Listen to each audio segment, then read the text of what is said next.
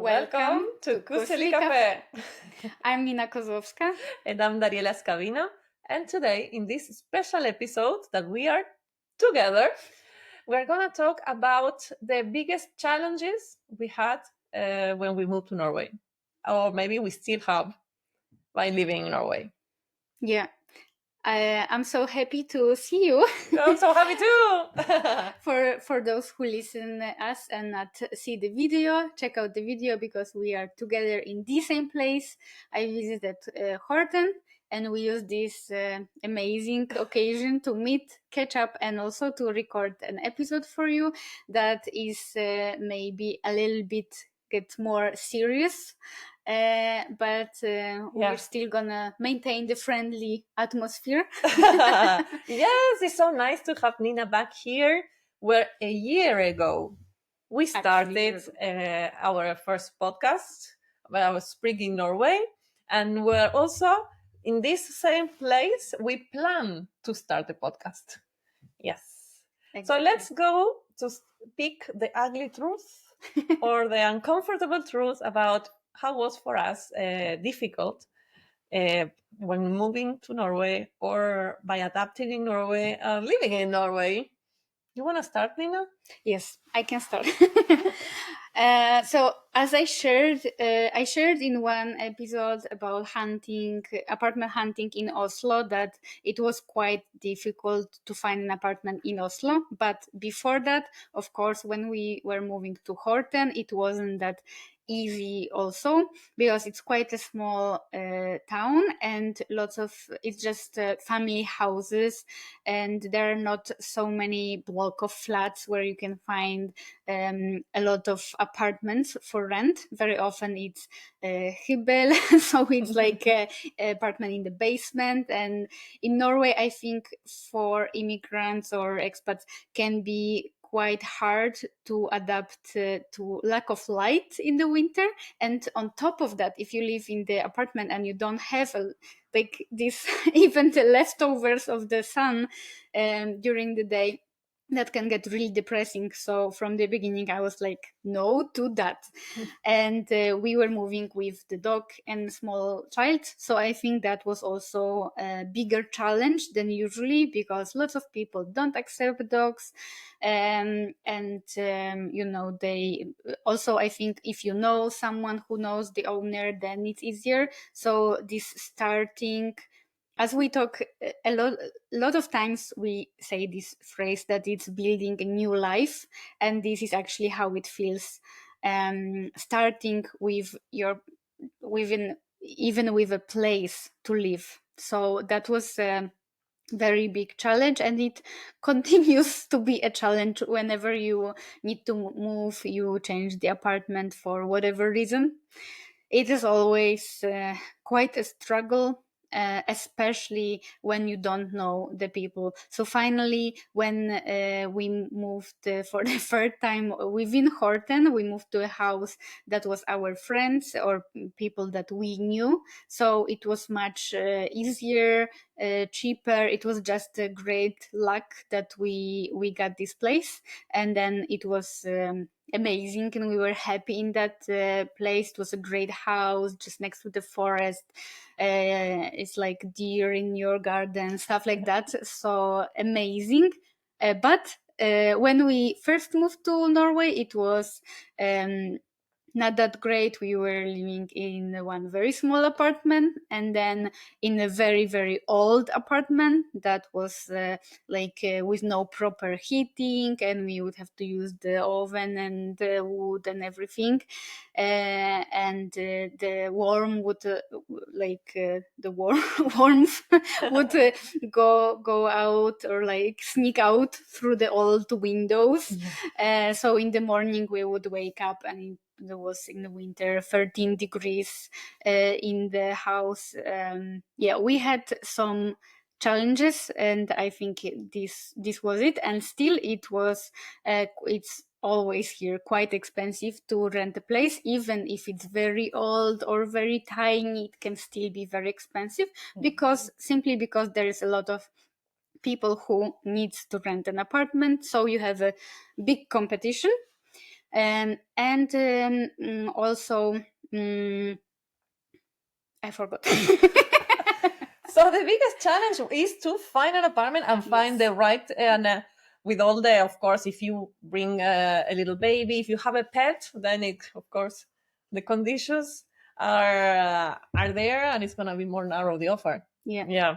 And on top of that, you need quite a big deposit at the beginning. Usually, it's 3 months of rent. So that's also a lot. If you come from another country, maybe you have some money, but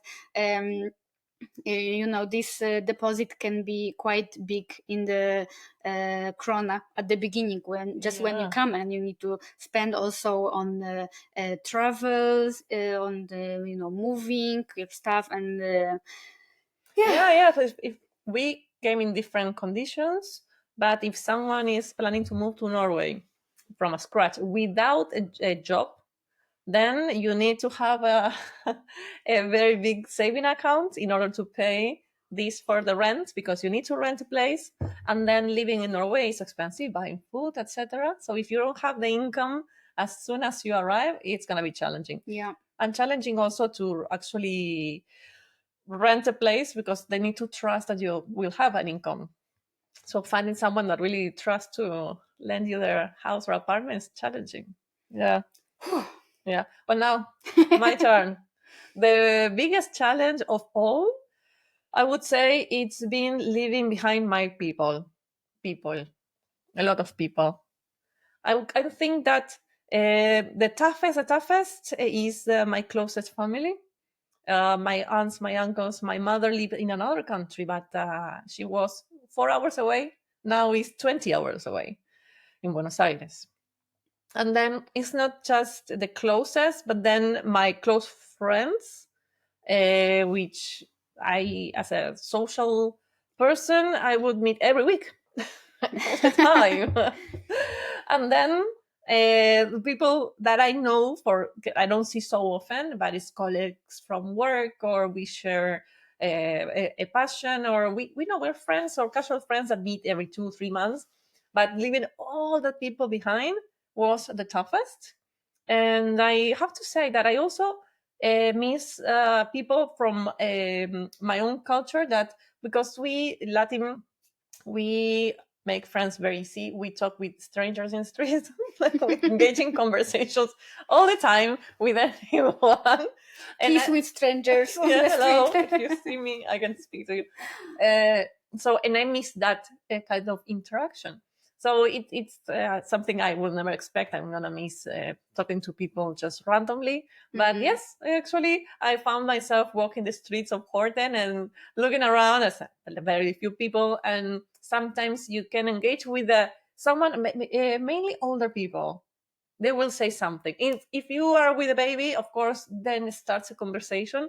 But before having Lara, it was like Yeah. nothing, and nothing anywhere. So for me, my heart was missing all these people, not just Yeah. the closest, but all the friends that we would meet for a coffee, we go out for dinner, or make plans, go to the cinema, go to the theater. That kind of activity for me was the toughest. Then I felt that part of my heart was somewhere else. Yeah. I feel you. Yeah, we talked about it a lot in the episode about making friends in Norway, of course, but that's a huge point, a huge challenge. Friends, family, yeah, I think everyone who moved anywhere in their life, they know what we're talking about, and they feel it too. Yeah.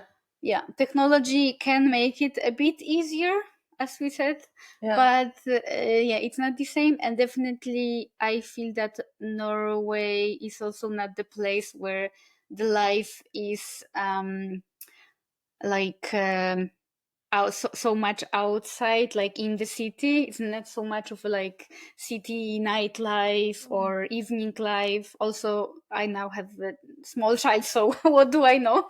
But yeah, maybe more like in the nature, some people, and of course there are bars and restaurants, but I don't know. Like I feel that at least in Horten, lots of places were just closed after 6 p.m. Yeah, in we were winter. having dinner, and Yeah. at 7 we have to leave. Remember? Yeah, yeah. Some other That countries was at 7 shocking. is closed, and they open at 8. Yeah, Like exactly. Spain. So it's like I understand that it's cold outside, but this is why you need places, just places to be open so that Yeah. you can go inside and be warm, Yeah. right? Yeah. Even I didn't feel the difference in seasons before until I moved to Norway, because in winter it's emptiness in the streets, and it's March, April, where there are sunny days where people feel, oh, spring is here, and you will see people going outside and smiling, and the restaurants have more people, so you can actually meet others. But the winter, it's very lonely. Yeah. Yeah, amazing. But summer is the opposite. Summer, there are so much more plans. So summer, it's better because you can hang out with friends. It's more natural to engage in plans with other people. But winter, no. Yeah. Okay. So next. What's next? Next, I would say is the language, of course. So I've been learning Norwegian, not like all the time, but I've been on some courses with some breaks, and I try to practice in the kindergarten or I don't know. Supermarket. Yeah, just chit chatting or whatever.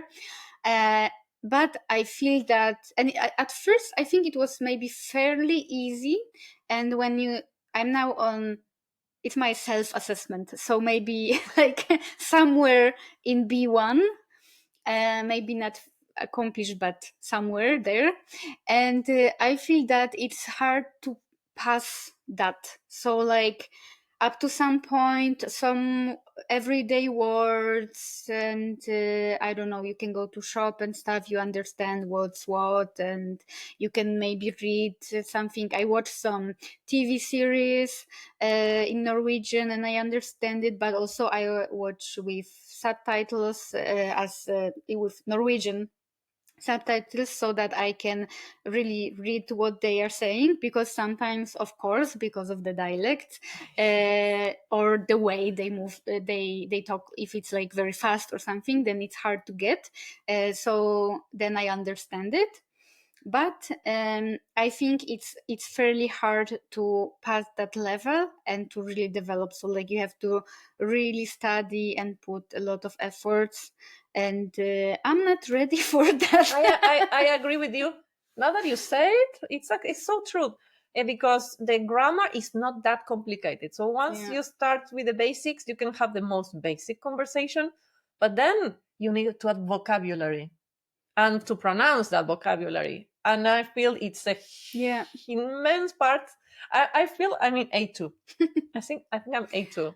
Very little Yeah. chit chats. But also when at the beginning wording is quite easy, and you have these quite short words, like if I compare to Polish, and then when it's getting like maybe more professional language or something more complicated, very often it's few words, like two or more brought together, and then they put Together. s in between words, and they say, oh, so then it's easier to pronunciate. No, it's not. No. If it's more letters and Disagree. if it's s in between, how come it's easier to say? So like, for example, it's not like birthday party is Bursdagsfest, and my logic was that it's supposed to be Bursdagsfest, and for me it's easy Yeah, to say. sure. And then they put this S, so it's Bursdagsfest. How come it's easier? No, yeah. I don't know. So yeah, Language is this is very something, challenging. yeah. Like that was from the beginning my plan, to learn Norwegian for, of course, jobs and stuff, but also because I think as you live in the society, and if you want to live here for a longer time, if you're not a digital nomad but just want to live here and communicate with, I don't know, school of your child or whatever, you should speak, not the should, but I want to speak Norwegian, and I want to practice it, and I think I'm very proud if I can actually have a good conversation. I'm like very happy about it. But it's getting frustrating. And also Norwegian lessons, if you need to pay for the course, it's very expensive. It's not that easy to get the course for free from Kommune. So yeah, there are in some cases you can get it, so you can check out if some programs apply to you. But for me, they don't. So then it's getting very expensive, and also you need to actually do the work, like it's a shame to pay so much money for the course and then not to keep up with the program if you don't have the time because of kids or whatever. So yes, but I keep trying. Yeah, of course, it will come. Yeah. Eventually it will come. But it's definitely, it can be frustrating. And the worst, as I said, is dialects. So even if you know the words, etc., at some point you will meet some people from north or My husband wherever from the north. And then other story. When you don't understand, it's like, why? Like, I know this. Yes, it's very challenging. I really understand with someone comes from Oslo or Horten, of course, and speaks slowly, and you can say book more. Okay, Yeah.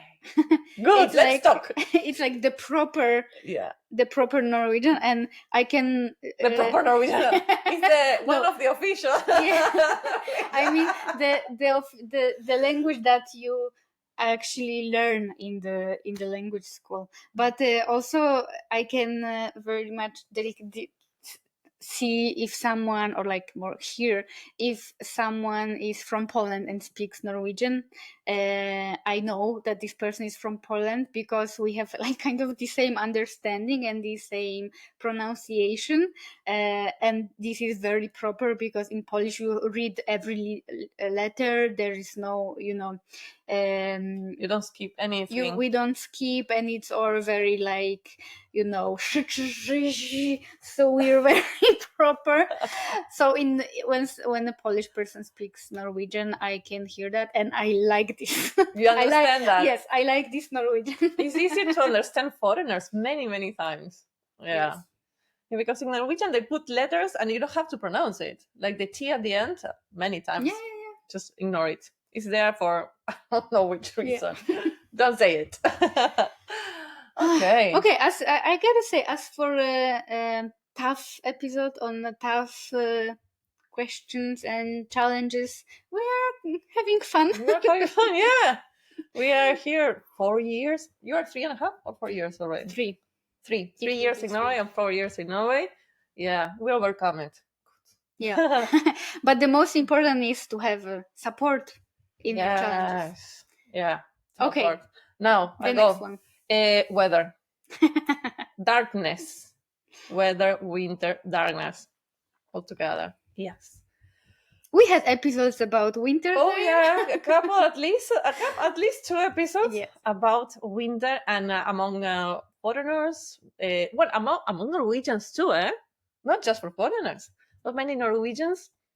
They also complain. Oh yes. Yeah. I mean, between me and my husband, he speaks more than me, and he blames me. That's because you don't like it, but you're the one saying it, not me. I try not to complain because you don't win anything. I won't change the world by complaining, but it's a big thing for me, I have to say. I honestly, I feel I would never really get used. How negative. I will never really get used to the long darkness of winter. It's very challenging. Yeah. I have traveled a lot on winter. I do the same like Norwegians do. What do? You take a plane to a warmer place.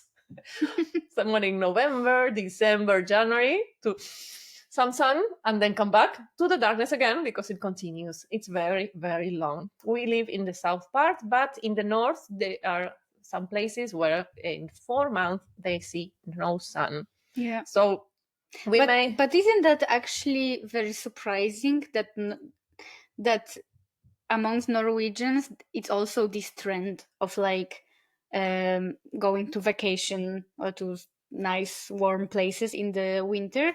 I mean, also, they are quite rich, so they can manage. But there are neighborhoods of Norwegians in Gran Canaria, near Alicante, near Malaga, Marbella. You go and you will see Norwegian flag and Norwegian food in the supermarkets. Thousands of Norwegians have apartments and houses down there, and they fly many times a year. Maybe I don't know exactly the number, but for what I know, they could travel 6 times a year. Yeah. Like people I know that have apartments over there near Alicante. Every time there is winterferie or there is a long weekend, they go down there. Yeah. So as you own an apartment, it becomes cheaper and easier because you have to pay the ticket. They can afford that, of course. Yeah. And then you have your own house there, which is well equipped to. Maybe sometimes you can rent it and stuff. Yeah. And also maybe it's I'm curious. Maybe there will be some stats about that I will look into. That if it's like instead of having a hytte in Norway, that it's actually getting expensive because like 1 million krona, 2 or whatever. And you cannot live there. There are many conditions, but okay, Yeah. it has the tax and instead benefits. of having that, they actually have hytte in Yeah, in some other places. it's another type of hita, where of course hitas are without light sometimes, without a bathroom inside. These other hitas are warmer with Yeah. bathroom Utedu. facilities. Yes. So darkness and winter, it's very challenging because until you live it, you don't know really how you're gonna feel about it. So winter starts on October. It's normally, well, the days are shorter and rains a lot. It becomes darker, colder, and until March, it's winter. And during December and January, days are very, very short. So sunrise maybe 11:30, and at 3:30 is the sunset. And that was, I mean, a big shock and confusing even for me to be 3:30, and then at 4 is dark, and I thought, should I wear my pajamas? Yeah. And I really, I wouldn't organize much afterwards. It takes time until I dissociate the lack of sun to no, actually the day is continuing. And of course, we can also speak about all the clothes you need to wear. You need to have a new wardrobe. Yes. Yeah, shoes. And the shoes. And all the get into a house, get out to a house. No, this is silly, no? But when we get into a house, everyone takes off the shoes so fast. And I'm like, it took me longer. Now I can do it easier. But with all the Stobler and all the people getting pooped, they're inside. And I feel like I'm halfway to take all these things. And we have a different thermostat Latin with Norwegians, because when you go to a place in Norway, it's super warm inside the house, winter all year round. So in winter, people sometimes leave the sweater and they are in hot weather and they are having a coffee and then they put just the jacket and leave. I need to take everything out. I cannot be in 24 degrees in a house and keep all the sweaters. I'm like, it's suffocating. And then go out to the cold. It's like going to a sauna and the cold. The hot. Yeah. Yeah. So yeah, I can travel. That's very good. I feel very lucky of that. Yeah. I'm able to go to my sunny, warm places to catch the winter. But without that, I've been when I was pregnant, I was all winter here. Ooh, no. I was looking to the window like saying, actually, what am I doing here? What am I doing? No way. I have more of a winter mindset, but still, it's still a bit hard with like lack of sun. I don't mind the weather, the cold or the rain. It's all good. Seasons, it's okay to me. But still, I got a little tired this winter of lack of sun, and I can see that nowadays, we recorded in April, that nowadays I feel so much better. I had this huge shift in the mood, got like more energy, started to go to regularly to a yoga studio, feel much better. Yeah. Yeah. It's what seasons are also meant to have their purpose. So when the spring we start blooming again, Yeah. with the trees. But yeah, it's getting a bit depressing. Yeah. Yeah. Okay. So we will have other difficulties. I'm sure there are. Yes. We have talked about 4 today. Yeah. The next one to me was to find a job. And I think that a lot of immigrants, a lot of expats can share my pain. Um, we will have a dedicated episode about that. Yes. How We to owe our audience yeah. that because it's a big thing. What do I like? How did I look for jobs and stuff like that? About more, so that we dig more into that process and maybe some advice, but I don't know. Oh well. But yes, I think definitely this is a hard topic. This process can also be very depressing and very hard, because it's like constant rejections. It goes like right into your self-confidence and everything that you thought about yourself before coming to Norway. I felt that my career life that I've built in Poland was like kind of meant nothing here. That I Yeah, it totally like changed my beliefs about, or maybe not changed, but at least I started doubting this, or like my skills, abilities, not to even, on top of that, to add that I had a long career break because of the maternity leave that was also prolonged. I was 2 years at home with Felix, and that's also one part of it, is that we didn't get the Barnehage place and the first year. Uh, yeah. Yeah, it's tough. It's tough. I know many cases due to my job or my friends, foreigner friends from different countries with different careers that are struggling to find a job in Norway. And it seems that every engineer that I know is like, yeah, I found this contract because they are looking for developers, for code, for people who codes, who is in technology, in IT. Like there is a high demand of that kind of jobs. But if you are in some other, like I have friends that are in other fields, like even fashion or marketing, Yeah. and they are struggling to actually find a job, and they're sending resumes. They have a good career, they have studies, they have all the papers. I mean, they are here, and it's taking a month or more than a year to find a job, and sometimes they have to accept something that it's not part of the career in order to, of course, pay the rent at the end of the month. Yeah. It's so common. I know many people, I'm sure you too, that come to Norway without a job. Maybe if you come in a family, someone has a job, the other one doesn't, and has to work in a kind of jobs that they don't require Norwegian or a degree. Plus, it's a high demand, which are like a Barnehage assistant. I mean, I know a lot of people that tell me, no, I was a Barnehage, I work in a Barnehage. Like it's kind of your right to Norway and you have to work in a Barnehage. No, because it was the way to find the first job, to have a salary until you actually make it to go where you want to go. Of course. So yeah, you need to think about that before. Especially that without the job, you can't really open a bank account, and it's all like piling up. But yeah, it's worth to say that even when they say in the job ad that they don't require Norwegian language proficiency, I feel that they still kind of do.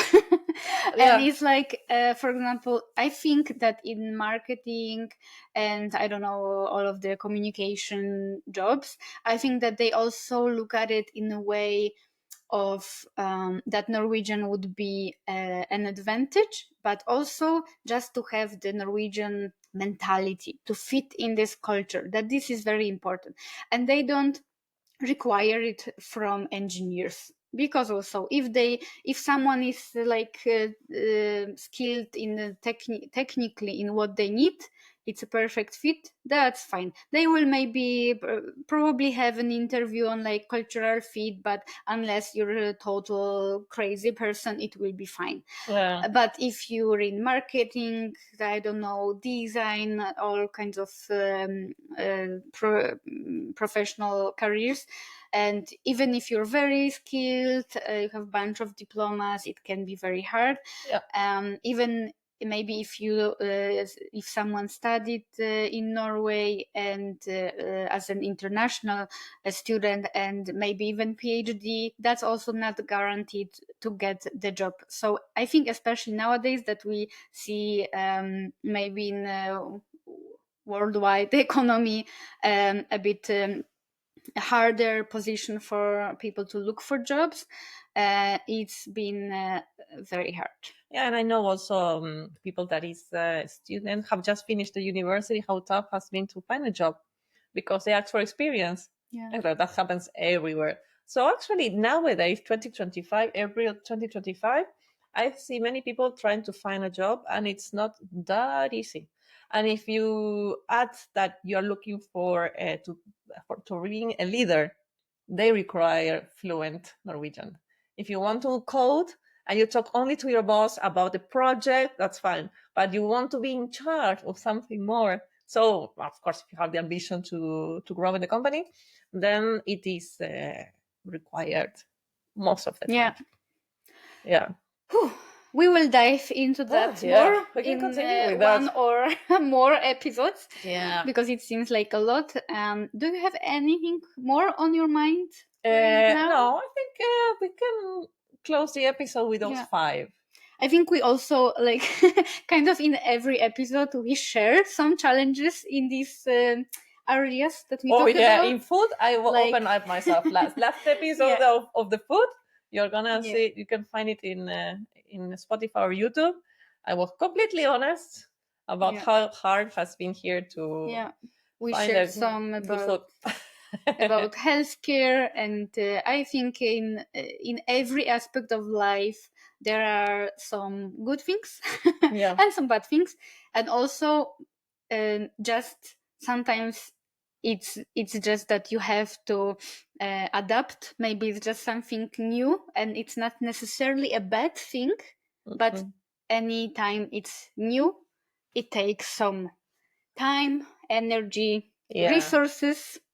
A lot of resources here. Yeah. Norwegian culture is very different. I mean, from other Scandinavians, they can look at each other and really relate.